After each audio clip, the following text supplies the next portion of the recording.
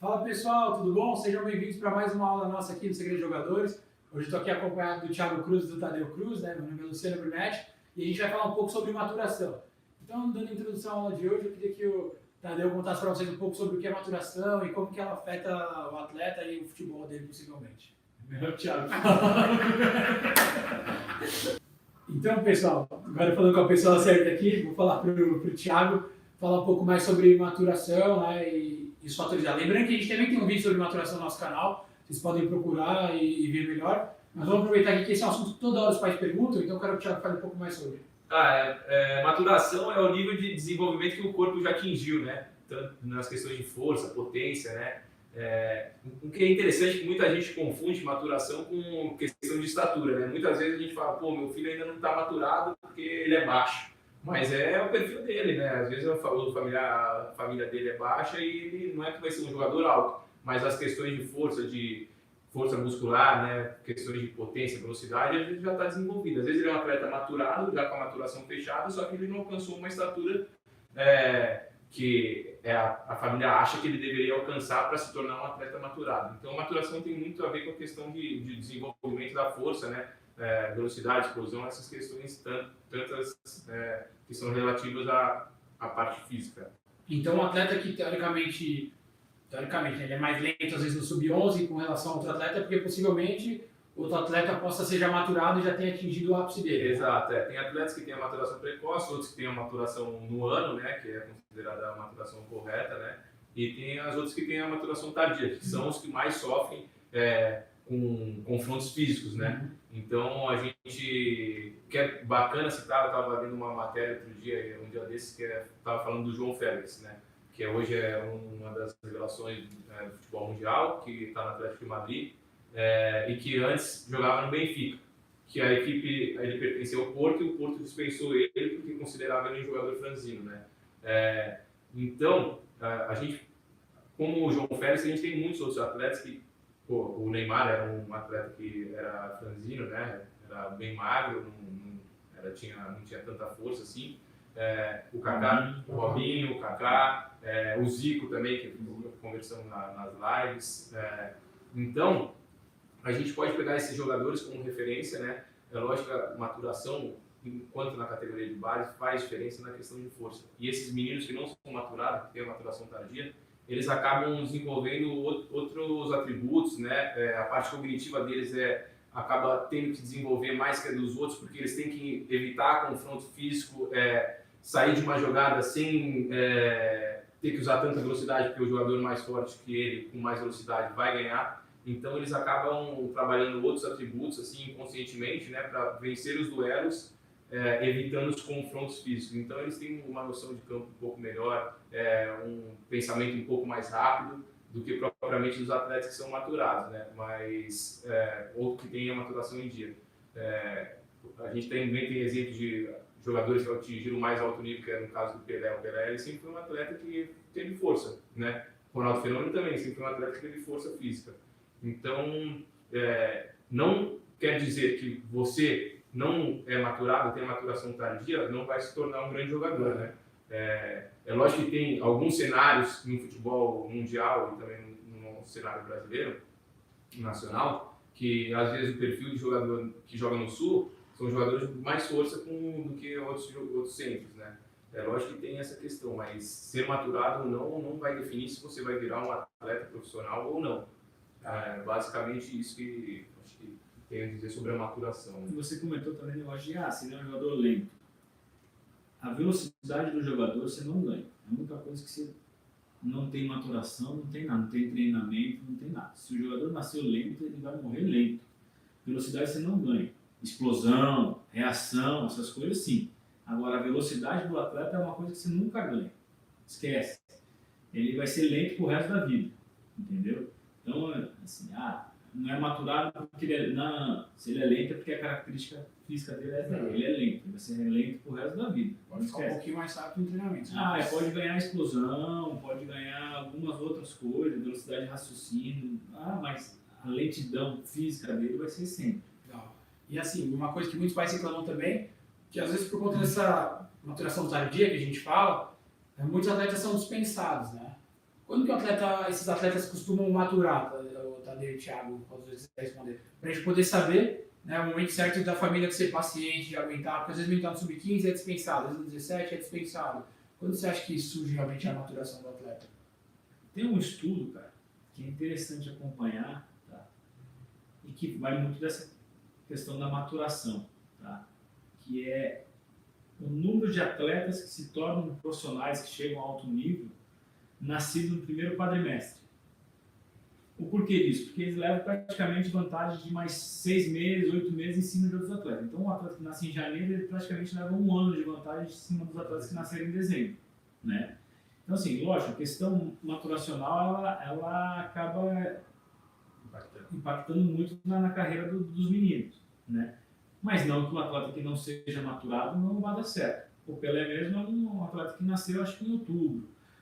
Não só ele, tem outros exemplos que também nasceram só no segundo semestre, né? Mas você pega a maioria dos atletas, até pouco tempo atrás, hoje em dia estão tentando mudar, tentando escalonar um pouco mais a sequência, jogadores de junho até julho, sabe, alguma coisa assim, mudando. Mas assim, a maioria nasce nesse primeiro quadrimestre, seria janeiro, fevereiro, março, abril, entendeu?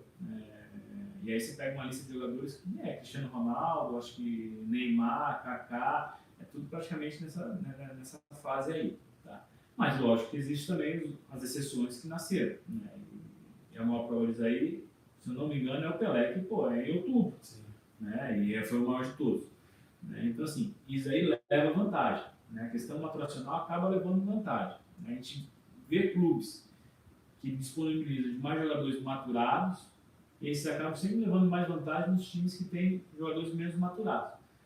Mas, se for pegar individualmente os atletas, às vezes um atleta que não é tão maturado quanto os outros, ao decorrer da carreira dele, e a hora que ele atingir o nível dele de maturação normal, ele vai se tornar mais jogadores que os outros. Isso aí é o que eu venho vendo estudar. Mas o Thiago, que é muito mais nessa área, pode falar melhor do que eu. E é o que a gente fala, né, Thiago? Que assim, na beira do sub-20 e profissional, a maioria das maturações elas se igualam, né? E aí o menino que tiver a melhor técnica, né, vai sobressair. É o melhor físico, é claro, em si. Porém, é lá em cima que se iguala. Por isso que a gente tem diversos casos de meninos que são craques, são seleção de base sub-15, às vezes até sub-17, né, jogam em times grandes. E no sub-20 estão encostados, estão sem clube, estão por aí. E meninos que não eram ninguém, né, que chegam lá em cima e despontam, né? São grandes os casos que acontecem isso, né? É por isso que quando a gente fala de maturação, né, a grande importância é dar enfoque na questão dos fundamentos, né? Porque às vezes na categoria de base aquele menino pode estar tendo bastante vitória pessoal, levando bastante vantagem por conta da condição física, entendeu? E não necessariamente por questões de fundamentos, né? De inteligência de jogo e outros quesitos mais.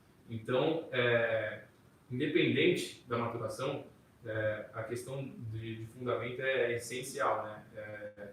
Quando chega no sub-17, no sub-20, que isso acaba meio que se nivelando, meio que se igualando, e principalmente no profissional, esse nível de maturação, que todos alcançam o mesmo nível, aí a gente vê que os atletas que talvez não fossem maturados, eles acabam tendo vantagem na parte cognitiva, né? E aí na hora que iguala a força, com outros meninos que já eram maturados, eles acabam tendo, acho que, um raciocínio mais rápido, outras questões que são desenvolvidas porque ele sofreu quando estava na base, né? Essa parte do desenvolvimento do corpo dele. Tem que se superar, a gente fala, né? Então, eu presenciei, assim, bem próximo, né, que eu cansei de jogar contra, que são na minha idade e tudo, né? Foi o caso do Robinho e do Diego, tá? O Robinho sempre jogou na categoria dele, por ser um jogador que não era tão maturado. E o Diego, por ser muito maturado, com 15 anos de idade, ele já era praticamente formado. Com 17 então, ele já estava jogando no sub-20. Ele sempre jogou numa categoria assim. Tanto é que a gente chegou o São Paulo e o Santos chegaram nas finais do Campeonato Paulista na base, né, naquele ano, no sub-17. E o Diego, que era a estrela, porque o Diego descia do sub-20 para jogar no sub-17. O Robinho era diferente, né, ele era muito bom, tudo, mas quem era o destaque era o Diego, que jogava em cima, né?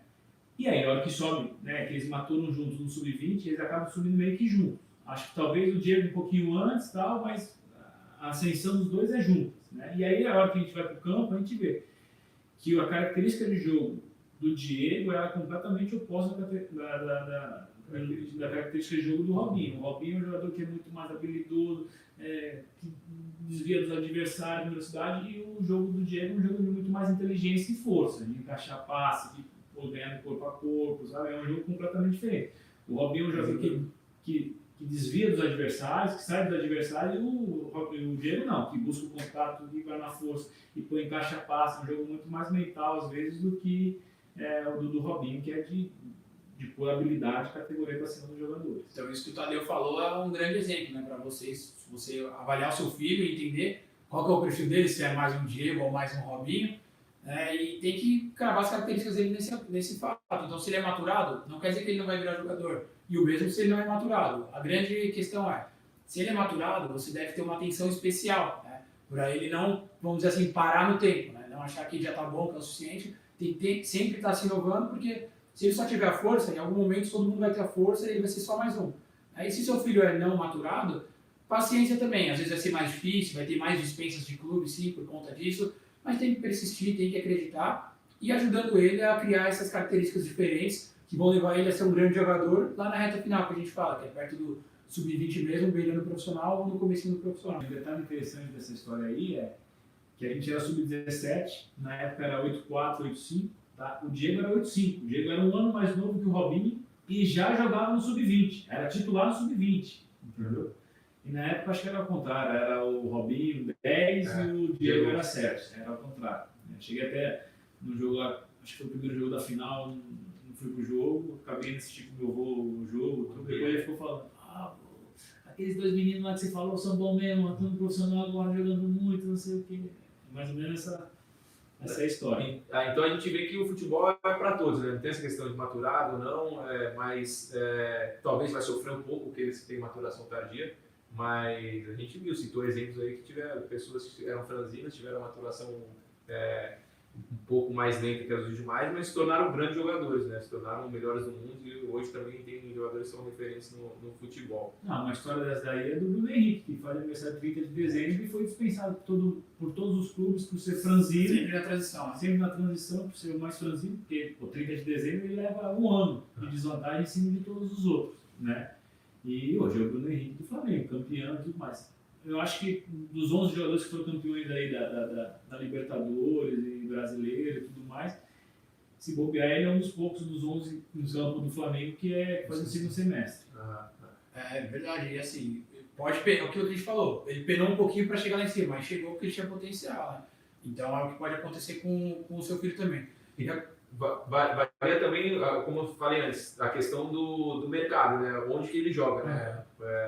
O Brasil é muito grande, tem situações que o futebol daquela região é mais físico, né? Uma pessoa que é franzino, tem a questão da maturação tardia, vai sofrer mais, né? Talvez não consiga entrar naquele mercado, mas tem muitos clubes aí que se podem trabalhar e evoluir, lógico. E é exatamente sobre isso que eu ia falar, Thiago. Isso vai de clube para clube também, né? O Tadeu até comentou em outros vídeos já. Tem clubes que preferem jogadores maturados e clubes que não preferem, né? Então, queria até você que trabalhou em clube dizer um pouco mais sobre essa mentalidade, como é que os clubes devem agir ou não, né? Que é a preferência de cada um. Mas como é que isso vai impactar diretamente esses meninos? Então, o clube que tem uma metodologia, né, estabelecida, ele não dá tanta importância para a questão da maturação, né? Eles dão mais importância para a questão do trabalho que vai ser evoluído, né, desempenhado pelo menino, do que vai ser adquirido de conhecimento e da evolução propriamente dele. Outros clubes talvez optem pela questão física para ganhar títulos, né? Que eu acho que na categoria de base o mais importante não é ganhar títulos, é formar jogadores. Então, por exemplo, às vezes eu monto um time sub-15, que o meu time é muito forte fisicamente, porque os jogadores eles vão sustentar o jogo o tempo inteiro, né? Vão conseguir sustentar o jogo. Num momento ou outro eles vão ganhar na questão de resistência, né? Vão aguentar mais a duração do jogo, em confrontos físicos vão ganhar, em uma bola parada pode ser que ganhe. Então, eu acho que o ideal de todas as categorias de base é acreditar no trabalho e no projeto que tem dentro dos seus clubes, né? A formação de jogadores e não a questão de vencer títulos. Porque se eu quero vencer títulos, eu vou colocar todos os meninos que talvez não tenham projeção para a minha categoria de cima, mas que são fortes fisicamente, que vão me sustentar o jogo, que vão ganhar na força, mas que não são talvez os qualificados no momento de uma transição para o profissional, que é aí quando exige o alto nível, né? Tanto físico, tanto técnico, tanto mental, todas essas partes, né, estão envolvidas. E a questão assim, também na linha de posição, né? Se for ver, o Rodrigo Caio não é um primor de zagueiro físico. Fisicamente ele não é igual a outros zagueiros que tem aí, mas a qualidade técnica dele se supera em cima de qualquer outro. Então assim, sempre a qualidade técnica do atleta vai superar qualquer outro tipo de força, né? O cara, não adianta se colocar o Hulk para jogar, não o Hulk jogador, mas o Hulk, o personagem para jogar, você não tem qualidade nenhuma, não adianta, entendeu?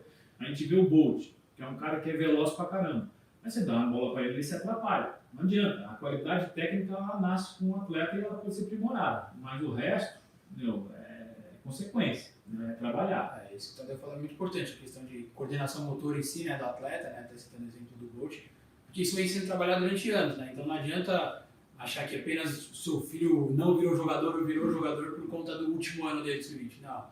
Isso é algo que você vem construindo desde pequeno, desde a primeira escolinha, desde o primeiro clube, passando pelas divisões de base importantes, né, os campeonatos importantes de base que tem, e as grandes fases que a gente sempre cita que ele vai passar, né, e ele vai construindo o atleta como um todo, para no momento do sub-20 ele virar profissional ou não, né? Então às vezes não foi o último ano que ele se dedicou muito para fazer ele virar jogador, não, é algo que ele veio construindo durante anos, melhorando cada característica defeituosa que ele tem, né, improvisando alguns quesitos, alguns momentos dentro de campo lá e mostrando o seu talento real, né, então acho que é algo que vai levar anos para construir o jogador para virar profissional, e aí o profissional tem que se reinventar novamente, porque são novas dificuldades, novos desafios e novas oportunidades, é verdade, Thiago? Outro dia eu estava vendo umas frases do Messi, você começou a falar isso, e aí é uma questão interessante que ele fala, né? Que ele fala assim, que muita gente acha que ele virou o Messi da noite pro dia. E ele falou assim, eu demorei 17 anos e alguns dias para ter sorte em me tornar um jogador da noite pro dia. Então, é todo um trabalho que ele fez desde criança, né? Batalhou, treinou, se empenhou, se dedicou, sofreu com a questão de maturação, ficou longe da família, né? De onde ele morava. E no futebol a gente fala, não é sorte, né? No futebol é trabalho, né? Sorte é o pessoal... O cara é capacitado. Exato, né? Sorte é o pessoal usa essa frase para desmerecer talvez uma pessoa que tenha trabalhado, lutado tanto para chegar onde chegou.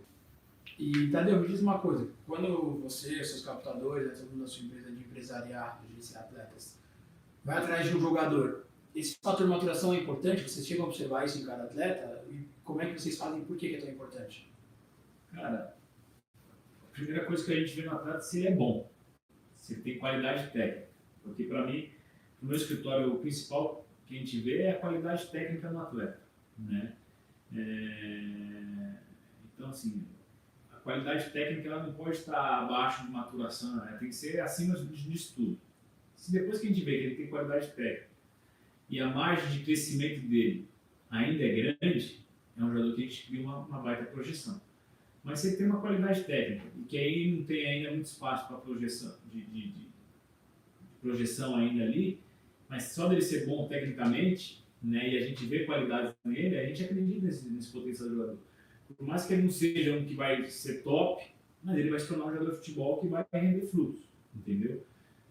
A questão da maturação para a gente não é o mais importante. Lógico, se a gente pega um jogador no sub-15, que é completamente formado, a gente vê que ele só está jogando ali porque é forte, é um jogador que não vai interessar para a gente, porque o dia que igualar a força nele, ele não vai sobressair.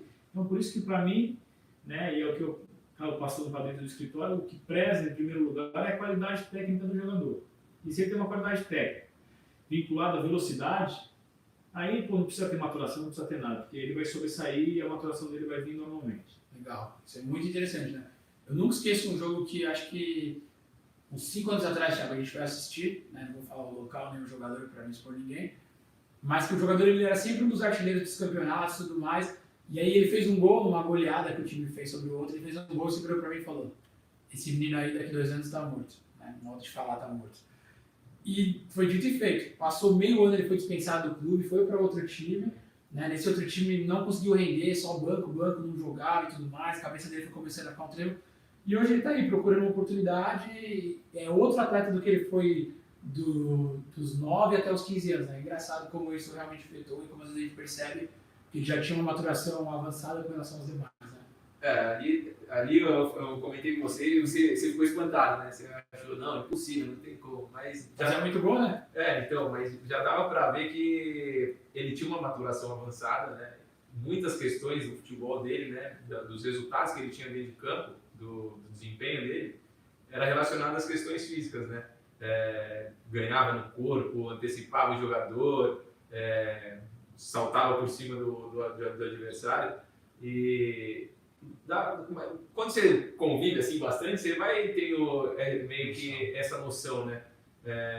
E aí, infelizmente, né, para ele, acabou sendo eu estando com a razão, né? Eu não digo que felizmente para mim eu estava com a razão, mas infelizmente para ele acabou que eu estava com a razão no que eu acabei comentando. O grande ponto é que se ele tivesse alguém do lado dele, ou ele mesmo tivesse percebido esse fator, ele poderia ter se reinventado, né? Sim. Mudado a posição, desenvolvido novas características, né? O que é possível também. Ou aprimorado outros atributos nele que, né, talvez ele não fosse sofrer no momento que a maturação dos outros atletas se igualassem a dele. Se tivesse alguém do lado dele ali, desde quando ele sobressaía, batendo no pé dele, atormentando, mas precisa melhorar isso. Porque às vezes o papel chato acaba sendo nosso, de orientar.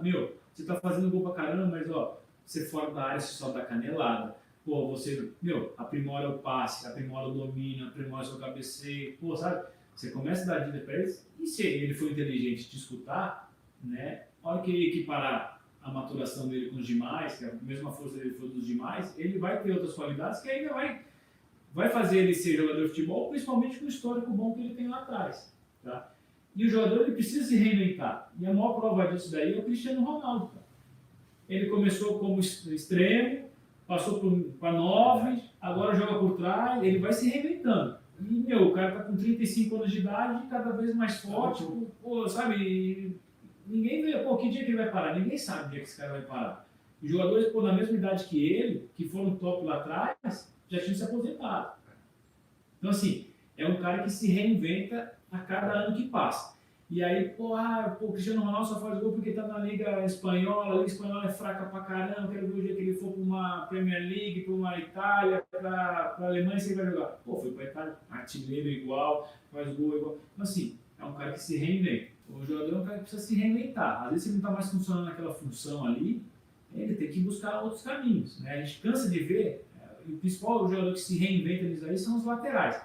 Porque os laterais chegam numa época de idade que já não tem mais o mesmo pulmão para fazer os 60 metros, 70 metros que ele tem que fazer todo o jogo. E vai e volta, e ele começa a passar pro meio. E ele vai indo pro meio. Aí a gente vê a história, de Leonardo, Cafu, Serginho, os caras começam a ir abraçar mais para frente, entendeu? E até o caminho inverso, né, entendeu? Muitos laterais são o Daniel Alves agora vão para a Europa e viram ponta também. O Daniel Alves agora, né, tá jogando no São Paulo como 10. E foi um cara que sempre jogou de lateral. E tem pulmão ainda, né? Mas já começou a meio que mudar de posição.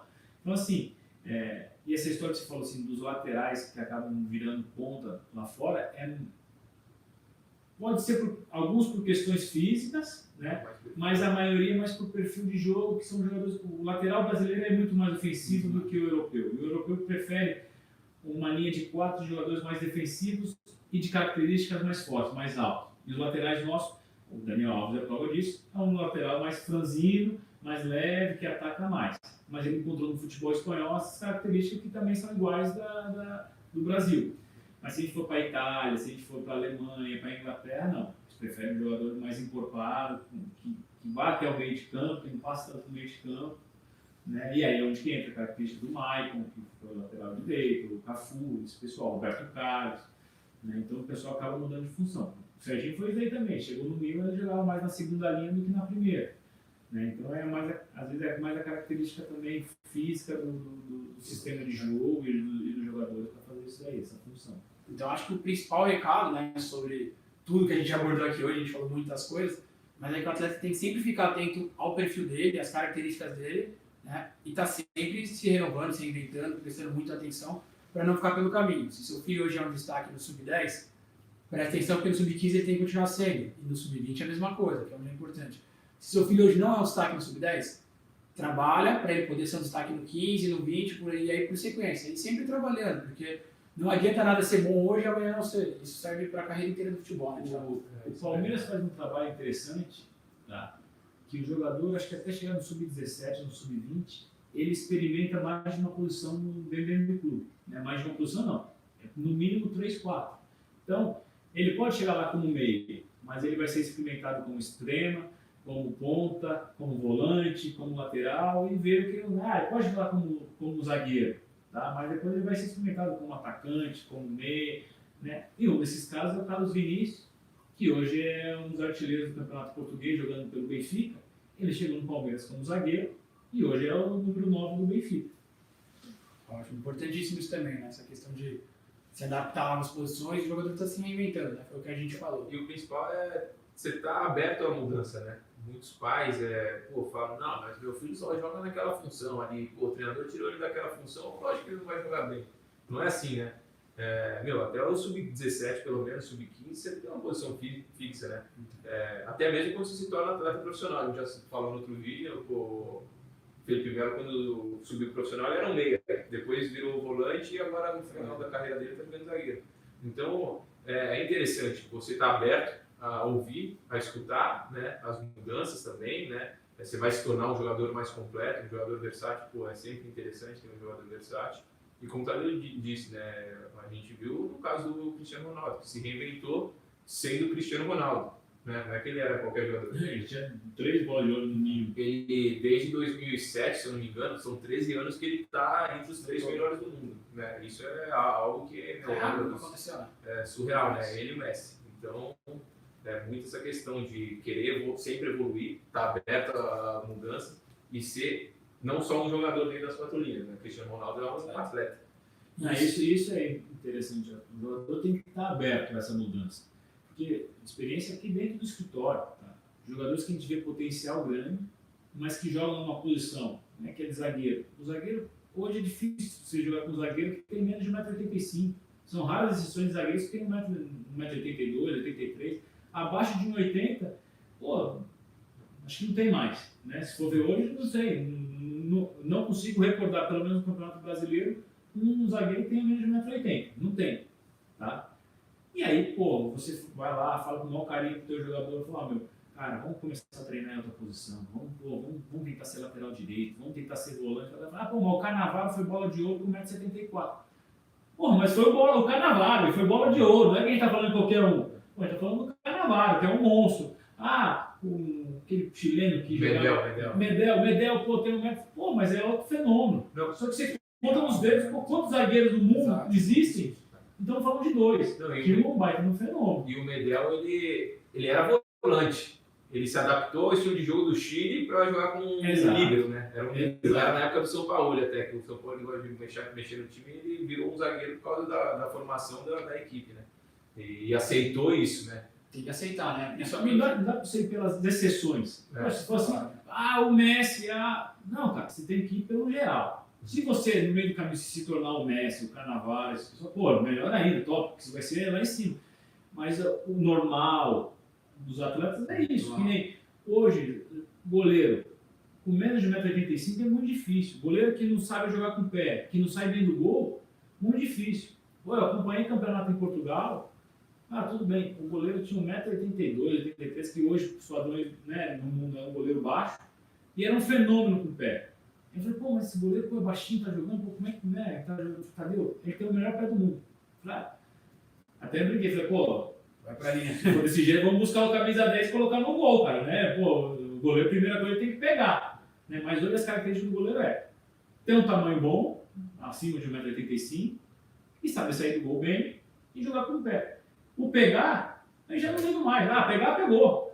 Né? Se pegar, pegou. Então, as características que o goleiro tem que ter são essas daí. Então, os goleiros também, não é só os jogadores de linha que tem que se reinventar, os goleiros também tem que se reinventar. Principalmente a questão de sair do gol. Sair do gol, o goleiro tem que sair bem pra caramba, porque evita os gols de cruzamento, que a maioria dos gols hoje são de bola parada, que tem no campeonato. Né? E saber jogar com o pé, que todo mundo está usando os goleiros com o pé hoje. O futebol mudou muito, né? Então os jogadores têm que acompanhar essa evolução e essa mudança necessária na carreira de alguns, né? E não só o atleta tem que aceitar, né, que vocês falaram. A gente vê muitos casos de pais falarem: ah, mas meu filho era o 10 e aquele menino nem ia pro jogo. E hoje esse menino é um profissional, então quer dizer que o filho era melhor que ele. Muito pelo contrário, né? Aquele menino foi inteligente em perceber que estava atrás do seu filho no momento e ele se dedicou e trabalhou para superar seu filho, né? Então é isso que a gente fala, tem que sempre estar atento, né? Não pode ficar acomodado nunca. Se seu filho for o melhor, da melhor base do Brasil, não importa, cara. Tem que trabalhar como se fosse o pior, como se fosse o último reserva, aquele que nem é relacionado, que tivesse para ser dispensado, né? Porque só você mantendo um grau de evolução que você vai chegar ao profissional, né? A gente sabe que é complicado durante anos da carreira você manter essa evolução, mas é necessário. Infelizmente é assim que funciona o meio, é assim que funciona o futebol. E se quiser chegar lá em cima, tem que ser dessa forma, não é verdade? É isso aí. Tem a melhor comparação que essa que você fez. Qual? Pô, meu filho jogou com o Neymar. E daí que jogou com o Neymar? Isso não vai fazer dele ser jogador, não, cara. Ah, meu filho jogou com o Robinho. Ah, mas e daí, meu? Jogou junto, mano, né? É verdade, né? Eu acho que às Não vezes é cartão de visita pra ninguém ter jogado contra, a favor, cara. Meu, você tem que fazer o seu e fazer bem feito, senão você não vira, cara. Senão você não vai. E só dá certo no futebol quem trabalha.